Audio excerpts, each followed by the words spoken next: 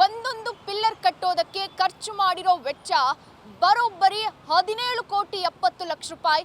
ಕಟ್ಟಿರೋದು 4 pillar, ಆಗಿರೋದು 70 ಕೋಟಿ. ಸದ್ಯ ನಾವೀಗ ಅದೇ ಜಾಗದಲ್ಲಿ ಇದ್ದೀನಿ. ನೀವು ದೃಶ್ಯಗಳಲ್ಲಿ ಗಮನಿಸ್ತಾ ಇರಬಹುದು. ಒಟ್ಟು 4 ಪಿಲ್ಲರ್ಗಳಿದ್ದಾವೆ. ಅಂದ್ರೆ 2022ರಲ್ಲಿ ಈ ಭಾಗದಲ್ಲಿ ಟ್ರಾಫಿಕ್ ಕಡಿಮೆ ಮಾಡೋ ಸಲುವಾಗಿ ಫ್ಲೈಓವರ್ ಅನ್ನ ಕಟ್ಟೋದಕ್ಕೆ ಶುರು ಮಾಡ್ತಾರೆ.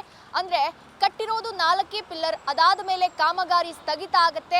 ಅದಾದ ಮೇಲೆ ಒಂದ್ ರೀತಿ ಆ ಪಿಲ್ಲರ್ಗಳನ್ನ ತೆರವು ಕೂಡ ಮಾಡಿಲ್ಲ, ಕಾಮಗಾರಿಯನ್ನ ಸಂಪೂರ್ಣ ಕೂಡ ಮಾಡಿಲ್ಲ. ಅಂದ್ರೆ ಒಂದ್ ರೀತಿ ಇಲ್ಲಿನ ಸ್ಥಳೀಯರು ಹೇಳೋ ಪ್ರಕಾರ ಇದೊಂದು ಅವೈಜ್ಞಾನಿಕ ಕಾಮಗಾರಿ. ಅಂದ್ರೆ ಪಿಲ್ಲರ್ಗಳನ್ನ ಕಟ್ಟಿಬಿಟ್ಟಿದ್ದಾರೆ 4 ವರ್ಷಗಳಿಂದ.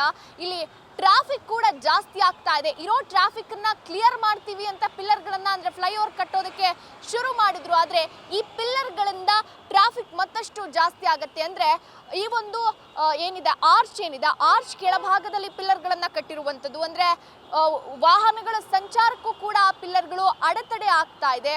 ಒಂದ್ ರೀತಿಯಲ್ಲಿ ಇದು ಅವೈಜ್ಞಾನಿಕ ಕಾಮಗಾರಿ ಅನ್ನುವಂಥ ಆರೋಪವನ್ನ ಇಲ್ಲಿನ ಸ್ಥಳೀಯರು ಮಾಡ್ತಾ ಇರುವಂಥದ್ದು. ಮತ್ತೊಂದು ಕಡೆ ಇದಕ್ಕೆ ಸ್ಯಾಂಕ್ಷನ್ ಆದಂತಹ ಅಂದ್ರೆ ಒಂದೊಂದು ಪಿಲ್ಲರ್ಗೂ ಕೂಡ 17 ಕೋಟಿ ಖರ್ಚು ಮಾಡುವಂತ ಕಾಮಗಾರಿ ಇಲ್ಲೇನೂ ಆಗಿಲ್ಲ.